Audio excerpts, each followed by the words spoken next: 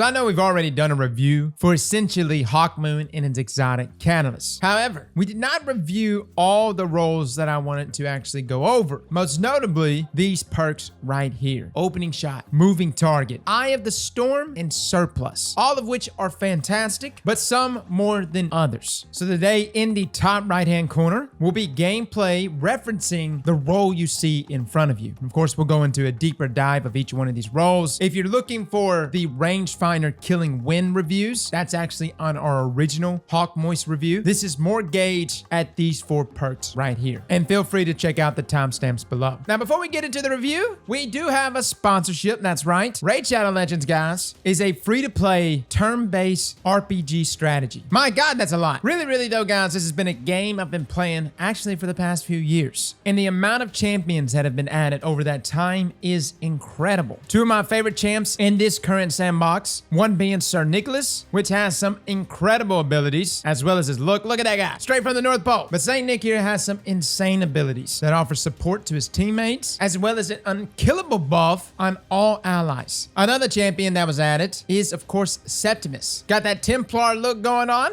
This guy has a Holy Sword swing that outright ignores shield and block damage buffs, as well as a number of other support abilities for your teammates. Hands down, these champions have scaled wonderfully well over the years. But for veteran players, there's actually something going on called Doom Tower. For those that actually want to take a break from just the normal dungeons, Doom Tower offers 120 floors with 12 new bosses. It's insane. Now, currently right now, new players are literally being handed all these rewards for the next 30 days. This includes a free Void Champion Bulwark, 50 gems, an XP booster, energy refills, as well as some ancient shards. Again, link down below in the description. Also, big shout out to Raid Shadow Legends for sponsoring today's video. Now back to the review. Now we're going to start with Opening Shot here. Opening Shot increases the accuracy as well as the range on your first shot. Essentially, even a base Hawkmoon with that first shot won't receive damage fall off up to 34, maybe even 35 meters, depending on if you have things like Hammer Forge or Full Bore, something there boosting your range. What's so beautiful about the exotic catalyst is that with each stack of paracausal shots, you're adding on an extra meter, which is why the other day we said that you don't necessarily need Rangefinder or Killing Wind, although those perks are still really good. The reality is that paracausal allows you to extend the range and is only at its weakest on your first shot when you have no paracausal charges. But if you have Opening Shot, that immediately gives you that buff there in range, you're good, man. Not only that, Opening Shot does reset. Every 3 seconds you do not shoot, Opening Shot goes back into effect. Now that might not matter mid gunfight, but say you do get paracausal times 6 or times 7, and you want to guarantee that you're going to land that one-hit shot, boom. Opening Shot will allow you to do that with ease. Guys, I gotta say, I really like Opening Shot here. I've always liked this perk. I used to rock it on Wake and Vigil all the time. It made the weapon feel so good. Not only that, I often whiff that paracausal times 6 or times 7 shot, right? Like you get those stack of charges, and I don't know about you guys, I like get so nervous. I'm like, oh my God. And then I whiff my shot. So the point is, Opening Shot, which is great for range, but simultaneously fantastic for the increase there in accuracy. On top of that, the added benefit of Opening Shot in that increase in range does stack with paracausal shot, giving you tremendous range, 35 plus meters on those later stacks, capping out at around 37.5 meters. Rangefinder the other day capped out around 39. Killing Wind capped out around 38. So about neck and neck there with other Rangefinder roles, but with the added increase of accuracy, which is absolutely S tier here. Moving on to our next trait. By the way, big shout out to Azur there for letting us play with his Opening Shot role. Now let's take a look at Moving Target. The other day I recommended this perk for controller players without even realizing that the aim assist on Hawkmoon is already damn near max. You really don't need Moving Target outside, of course, the increase in strafe speed, which is still pretty nice. But this is a perk that actually adds on plus 10 aim assist by default. And considering you're already almost sitting at max aim assist, and if you're rocking a targeting mod for hand cannons, then Moving Target really isn't the play. Now, maybe next season, maybe when we don't have an artifact mod that only costs 1 for that increase there in target acquisitions for hand cannons,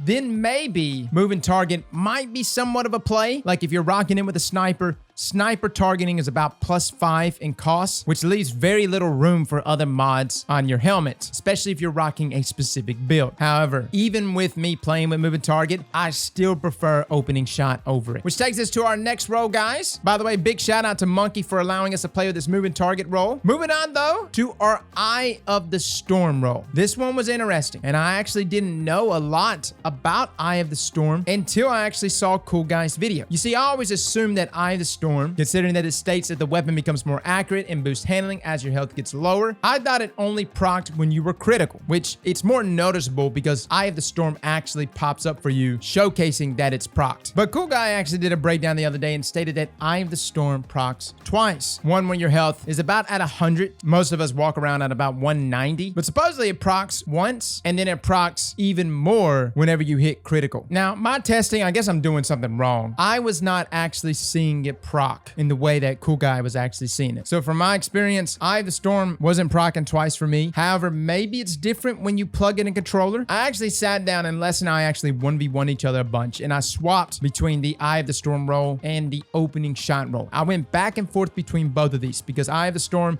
is considered S tier. My experience, it is good. I'll give you that. Eye of the Storm is really good, but even then, I wouldn't choose it over opening shot. You see, at least for my play style, I just need help landing the first shot. Having a perk just almost auto drag my reticle and place it on the head of my enemy. I've got it after that, man. Once I land that first shot, I'm good. And again, with paracausal charge, every single stack of paracausal increases the accuracy of Hawkmoon. That's why a lot of us have looked at Hawkmoon and been like, wow, this weapon doesn't feel like it has bloom. Well, it's actually because the weapon gets more accurate with every crit. Kind of incredible. So again, back to what we said earlier about opening shot. Hawkmoon is at its weakest in the beginning of a gunfight before you have any paracausal charges. So Eye of the Storm, I would say Eye of the Storm is A tier, whereas hands down opening shot is S tier, which takes us to the final traits. And we had to test it out because I had a lot of people talking about surplus. Surplus is a good trait in regards to the increase in handling, reload speed, and stability for each fully charged ability. Now, Fallout actually summed it up pretty well the other day in regards to like muscle memory. Depending on how many abilities you actually have fully charged, this drastically changes the way the weapon feels, thus resulting in you not really nailing your muscle memory of that gun. Now, honestly, I feel like I can work around it. It's almost like Pulse Wave for me on Stormcaller. This is a trait that activates when you're critically wounded, and it greatly boosts you and your ally speed. I kind of find there to be similarities between both of these, as in the buff, whether I'm holding one ability or 3 abilities,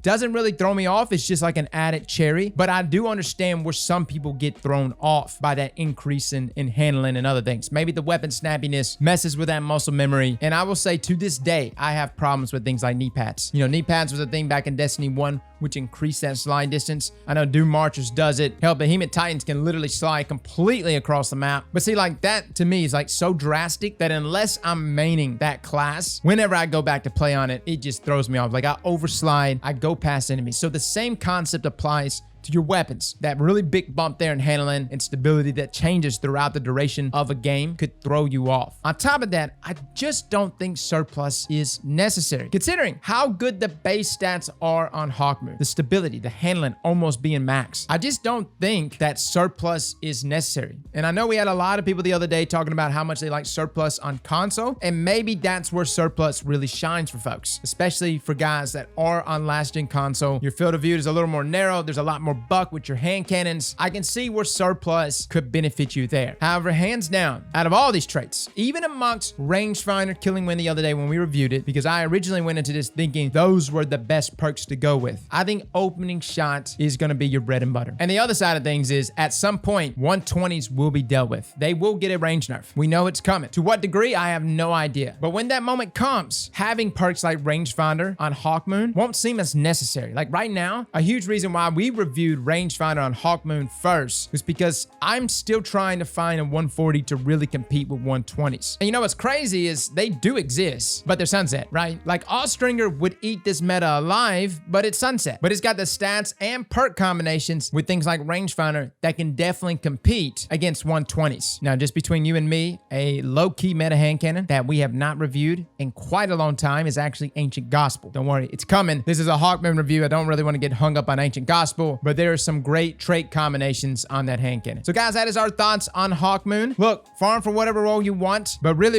if you're looking for a weapon that will secure and lock down every 1v1 you encounter, opening shot on this hand cannon is so good. The weapon is at its weakest in the beginning of a gunfight. I am at my weakest at the beginning of a gunfight because normally from the hip to aiming down sights, I am my most inaccurate. Having a trait like opening shot present on any weapon is that weapon on training wheels. Every consecutive crit afterwards just makes this weapon more and more lethal and more accurate. So guys, try it out for yourselves. Fellas and ladies, thank you all for coming and watching. And as always, slap that like button like your mama told you right.